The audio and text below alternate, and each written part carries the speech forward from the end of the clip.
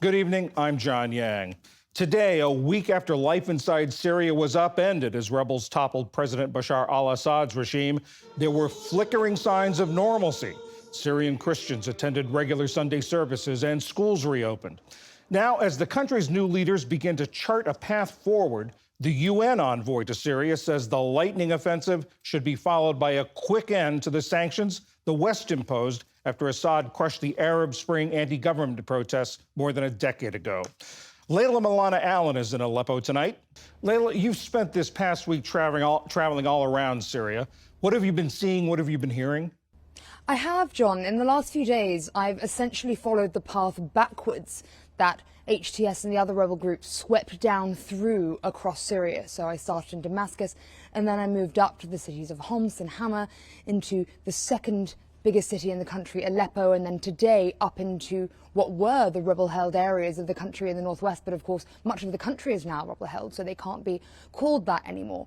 One of the strangest things, of course, is that it doesn't feel strange. If you didn't know that just over a week ago there would be checkpoints everywhere along these roads, most people could not move freely, people would be asked for ID cards, would be harassed, would often be detained for trying to cross into different areas. People in regime-held Syria and in the northwest had different ID cards, there were different cellular networks, everything was divided. And suddenly now these roads are free and open, so movement is the first thing that's functioning very well. Beyond that, services are really struggling. Syria has already been struggling for years with issues like connectivity, with like being able to get enough diesel and petrol in. There's very little petrol available on the streets. People are watering down petrol and selling it in canisters on the side of the road or smuggling it in from Lebanon. There are huge electricity problems, particularly in the north where we are in Aleppo. There are constant power cuts, and it's even worse out in the more rural areas. There are a lot of issues with the roads as well over the years, of course, because these roads haven't been used very much, except often for tanks and other military vehicles which have torn them up. They are in terrible disarray, and now there are thousands of people crossing the country using them. So that's a really big problem. And now people are gradually trying to start the process of putting their lives back together in this country. So figuring out where they're going to live. So many people live in displacement camps within their own country. They're trying to figure out where they're going to go now. Layla, the Syrians are happy that what's past is gone. But what about what's to come? How do they feel about the rebels who are now in charge?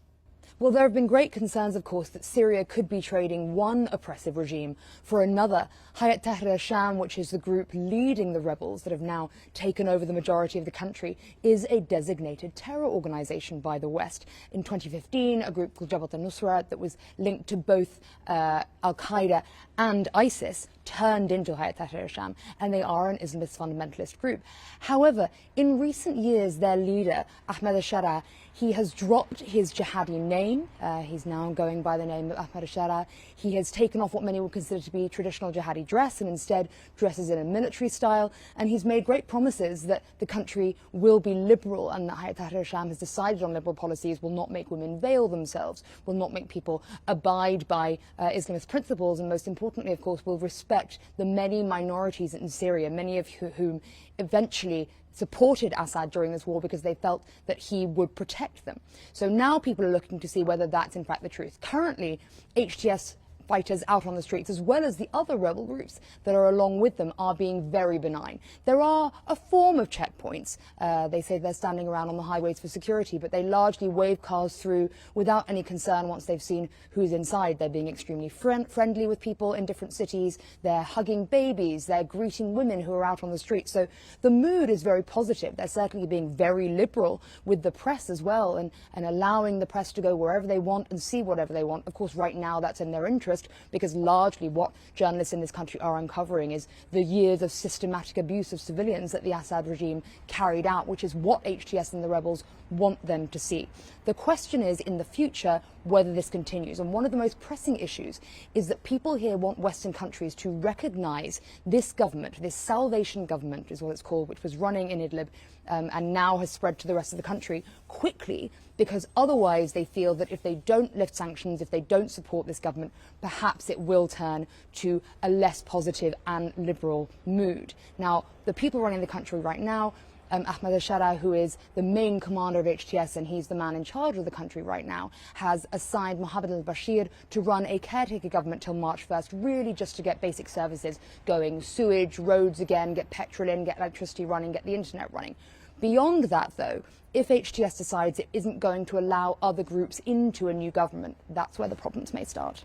Layla Milana Allen in Aleppo tonight. Thanks very much. Thank you, John.